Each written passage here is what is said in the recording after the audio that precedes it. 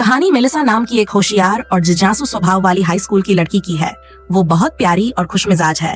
उसे cultural programmes में हिस्सा लेना, दोस्तों के साथ वक्त बिताना और यहाँ तक कि अपने हाथों से बनाए पैनकेक्स भी सबके साथ बांटना पसंद है। मेलिसा अपनी माँ और दादी के साथ रहती है, एक ऐसे घर में जहाँ प्यार और देखभाल की कोई कमी नहीं। एक सुबह उसकी माँ प्यार से उसे उठाती है ताकि वो स्कूल के लिए देर न करे। उसी दिन दोपहर में मेलिसा और उसके दोस्त अपने एक मेल फ्रेंड के घर जाते हैं जहाँ कई लड़के स्विमिंग कर रहे होते हैं। उनमें से एक है अर्नाल्डो, एक हैंडसम नौजवान जो पहली ही नजर में मेलिसा का ध्यान खींच लेता है। वो उसे पूल में शामिल होने का निमंत्रण देता है। अर्नाल्डो का ध्यान अपनी ओर खींचने के लिए मेलिसा एक बोल्ड कदम उठाती है। वो अपने कपड़े उतारती है और पानी की तरफ बढ़ती है, ऐसा दिखाते हुए कि उसे तैरना नहीं आता, ताकि अर्नाल्डो उसे बचाने आए। और बिल्कुल वैसा ही होता है। अर्नाल्डो उसकी मदद के लिए कूद पड़ता है। खेल खेल में हुए उस स्विम के बाद दोनों समंदर के किनारे बने गार्डन में बैठते हैं। वो पल बहुत शांत और खूबसूरत होता है।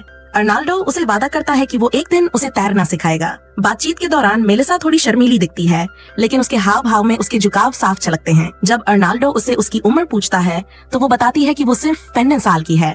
उन दोनों के बीच एक मासूम सी केमिस्ट्री बनती है। अर्नाल्डो समझ सकता है कि मेलिसा के दिल में उसके लिए कुछ खास जगह बन चुकी है। वो प्यार से पूछता है, तुम मुझसे सच में क्या चाहती हो? लेकिन इससे पहले कि कुछ आगे बढ़ पाता, अर्नाल्डो चला जाता है और फिर कभी वापस नहीं आता। वो गर्मियों का मौसम मेलिसा की जिंदगी का सबसे तन्हा दौर बन जाता है। वो उसे फिर कभी नहीं देखती। समय बीतता है और स्कूल फिर से शुरू होता है। मेलिसा अपनी दोस्त के साथ क्लास में जाती है। टीचर हाजिरी ले रहे होते हैं कि तभी एक नया लड़का क्लास में दाखिल होता है। सारे सीट्स भरे होने की वजह से उसे आगे की बेंच पर अकेले बैठना पड़ता है और हर किसी की नजर उसी पर टिक जाती है, जिसमें मेलिसा भी शामिल है। घर पर नहाने के बाद मेलिसा की दादी प्यार से उसके बाल सुखाती और संवारती हैं। तभी उसकी माँ आवाज लगाती है। उसके पापा का फोन आया है जो दूर किसी जगह से बात कर रहे हैं। उसके पापा उससे और घर से दोनों तरह से दूर हैं। अगले दिन स्कूल में पी क्लास के दौरान सारे बच्चे एक्सरसाइज कर रहे होते हैं। मेलिसा एक ऊंचे लकड़ी के खंभे पर चढ़ती है और अचानक उसे अपने शरीर में एक अजीब सा एहसास होता है, कुछ ऐसा जो उसने पहले कभी महसूस नहीं किया था। उसका शरीर अनजाने में रिएक्ट करता है और क्लास के कुछ बच्चे इसे नोटिस कर लेते हैं।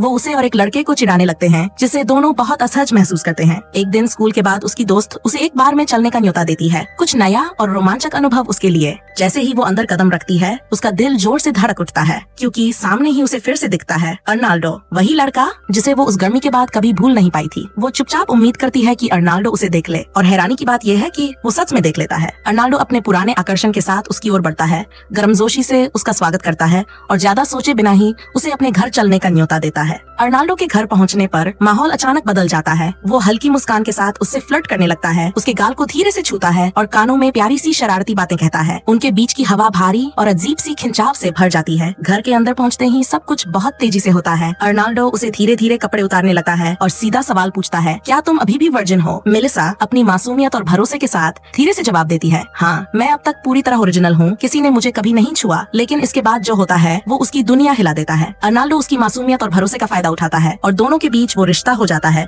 जिसकी कल्पना मेलिसा ने सपनों में की थी, पर हकीकत में वो बहुत दर्दनाक साबित होता है। उसके बाद अर्नाल्डो बिना कुछ कहे, बिना किसी एहसास के बस चला जाता है, जैसे कुछ हुआ ही नहीं। मेलिसा वहीं बैठी रह जाती है, टूटी हुई, खाली और दिल से घायल। वो शख्स जिसे उसने प्यार समझा था, वो दरअसल मासूम लड़कियों का शिकार करने वाला इंसान निकला। इस दर्द को झेल न पाकर मेलिसा अपने पापा को एक ईमेल लिखती है जो दूर किसी शहर में रहते हैं। वो सब कुछ बता देती है, इस उम्मीद में कि शायद उन्हें उससे कुछ सहारा मिले। कुछ ही दिनों बाद मेलिसा, उसकी माँ और दादी तीनों एक नर्सिंग होम जाते हैं। वो सीन बहुत भावुक होता है क्योंकि मेलिसा को अपनी प्यारी दादी से अलविदा कहना पड़ता है, जिन्हें वहाँ छोड़ा जा रहा है उनकी सेहत की वजह से। वो गुस्से में और टूट चुकी है। उसे लगता है कि उसकी माँ निर्दयी है जो दादी को ऐसे छोड़ रही है, लेकिन माँ आंसुओं में समझाती है, मैं ऐसा इसलिए कर रही हूँ क्योंकि उन्हें बेहतर देखभाल की जरूरत है। उनकी सेहत लगातार बिगड़ रही है और यहाँ वो ठीक रह सकेंगी। फिर भी मेलिसा के दिल में ये बात नहीं उतरती। उसे लगता है कि सब कुछ बिखर रहा है। प्यार ने उसे धोखा दिया, परिवार अब पूरा नहीं लगता और उसका अपना घर भी अब पहले जैसा नहीं लगता। स्कूल में जिंदगी जैसे फिर से सामान्य होने की कोशिश करती है। टीचर उसे होमवर्क के बारे में पूछती है, पर वो कहीं और खोई होती है। उसकी आंखों में वो सब यादें तैर रही होती हैं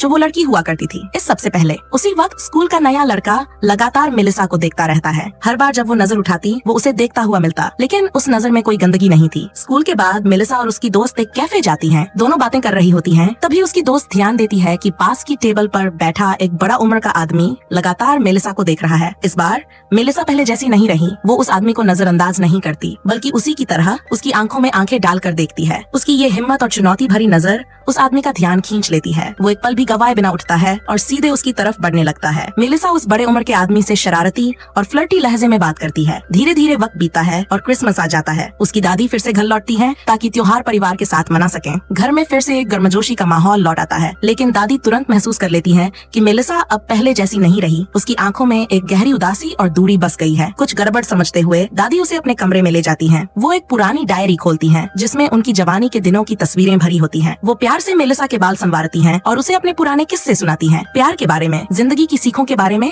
और उन गलतियों के बारे में जो उन्होंने कभी की थी। वो एक बेहद कोमल और खूबसूरत पल होता है, दो पीढ़ियों के बीच जुड़ाव और समझ का पल। कुछ ही दिनों बाद उसे अर्नाल्डो का मैसेज आता है, वही इंसान जिसने कभी उसका दिल तोड़ा था। वो उसे मिलने के लिए बुलाता है, कहता है कि वो फिर से थोड़ा मजाक करना चाहता है, और हालांकि मेलिसा जानती है कि उसे मना करना चाहिए, फिर भी वो हाँ कह देती है। वो खुद को रोक नहीं पाती। जब दोनों मिलते हैं तो शुरुआत हमेशा की तरह ही होती है, लेकिन फिर अचानक अर्नाल्डो पीछे हट जाता है और अपने एक दोस्त को उसकी जगह भेज देता है। मेलिसा विरोध नहीं करती, बल्कि खुद को ये यकीन दिलाने लगती है कि शायद यही आजादी है, यही वो फ्रीडम है जिसकी उसे तलाश थी। उसके बाद अगली सुबह मेलिसा स्कूल में दिखती है, एक कोने में बैठी, हेडफोन लगाए, संगीत सुनते हुए अपने ही ख्यालों में खोई हुई। उसी वक्त क्लास का नया लड़का फिर से उसके पास आता है। वो बात करने की कोशिश करता है, शायद उससे किसी तरह का रिश्ता जोड़ना चाहता है, लेकिन तभी मेलिसा का फोन बज उठता है। कॉल उसी शख्स की होती है जो पिछली रात अर्नाल्डो के साथ था। वो कहता है नीचे बेसमेंट में आ जाओ, और इस बार भी मेलिसा चली जाती है। वो रात कई आदमियों के साथ बिताई गई रात में बदल जाती है। बाहर से वो हंसती है, मस्ती करती है, जैसे उसे परवाह नहीं, लेकिन अंदर से वो पूरी तरह खाली हो चुकी होती है। उस उथल पुथल भरी रात के बाद एक बात साफ हो जाती है, मेलिसा खुश नहीं है। वो पूरी तरह टूट चुकी है। उसका पिता दूर है, माँ अपने कामों में व्यस्त रहती है,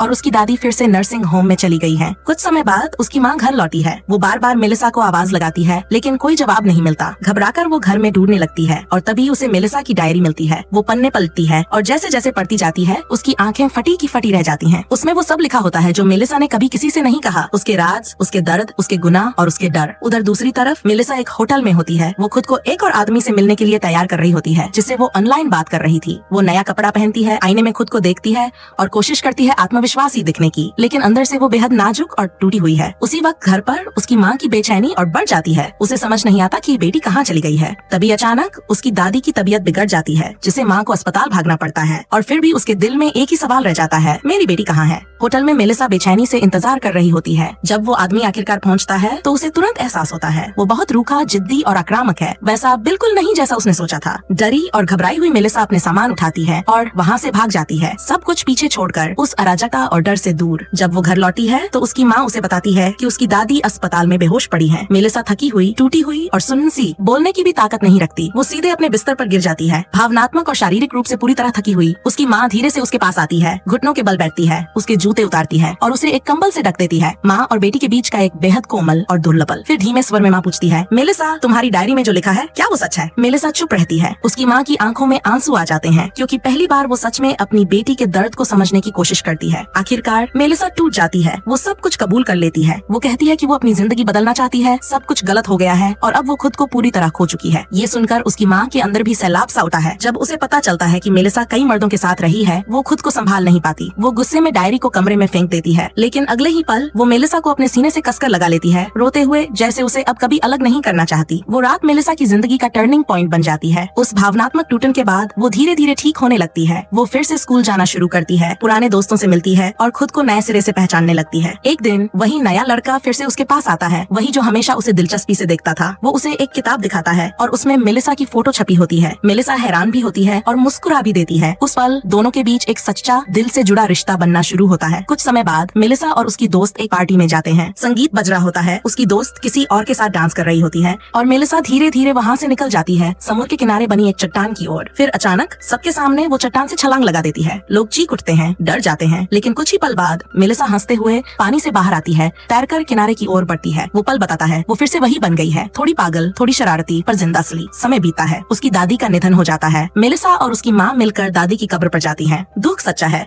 लेकिन उसमें एक सुकून भी है, क्योंकि अब मेलिसा बदल चुकी है। वो अब वो उलझी हुई लड़की नहीं रही जो प्यार को गलत जगहों पर खोजती थी। अब वो समझ चुकी है खुद को, अपने दर्द को और उस जिंदगी को जो वो सच में जीना चाहती है। अब वो टूटी हुई नहीं, बल्कि मजबूत, समझदार और जिंदा है।